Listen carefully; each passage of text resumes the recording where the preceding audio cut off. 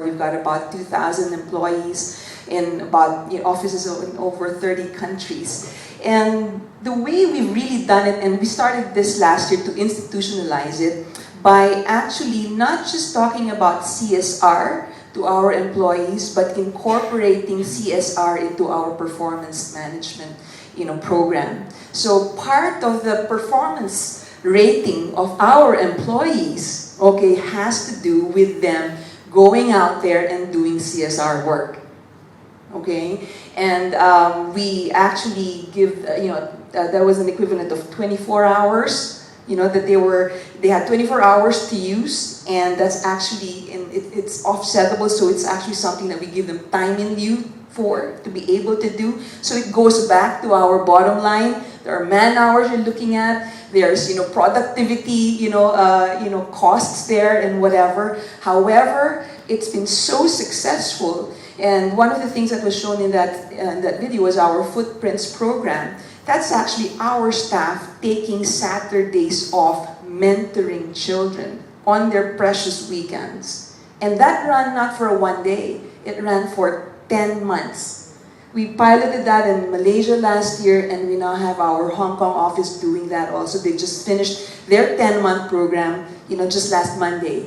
And the gratification is actually much greater for our employees than for than for the beneficiaries. So it's one thing to talk about your values, but when you create an environment where they actually can live it out, there's no better way for them to really believe and buy into it than doing it themselves. We're actually working on a project right now that we're going to pilot in the Philippines, which is really working with women in the communities, giving them the product to develop and giving them the financing to do that, and then buying back that product, okay, and plugging that into our our business. And we're very excited about that, because I think that's really the way to go. As companies, we recognize that you can either give money or you can teach people how to fish or give the fish. And so that's where we're going into right now. And I think that more companies are doing that as well. And that's very encouraging, because the profits really will become even, in this day and age where really things are very transparent, people are looking not just for product value, brand value, they're also really looking and being able to emotionally connect with the brands. And more and more, that's where the story of the product and really how that, the background of that product and that brand becomes even more important. And knowing, people are prepared to pay, and go to great lengths to buy a product if they know that by buying that product, it's their own way, they are making a difference as well. So, yeah. I can't speak for Western companies because I'm not Western.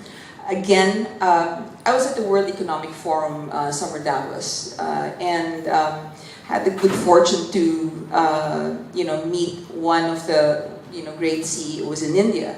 And he really drove home a very important point, which I totally subscribe to, which is that Asian companies, one thing that makes Asian companies very different is that we really are very familiar in the way we do our businesses, okay? And that also translates to whatever it is that we do, even CSR, including CSR. And so to Asian companies, in my experience and to my knowledge, and definitely as far as we're concerned, it's not about philanthropy or CSR, it's just really a way of life.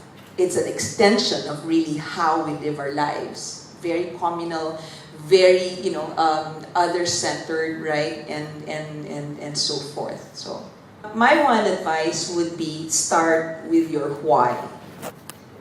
Your why. Because your why, if your why isn't clear, then, it's not going to work out. Once you have a compelling, strong, clear why, the how will follow. And there will always be variations of the how. But the why, if it's clear and it's, and it's genuine, okay, that's always going to guide you and drive you regardless of the changes that will happen in the business climate.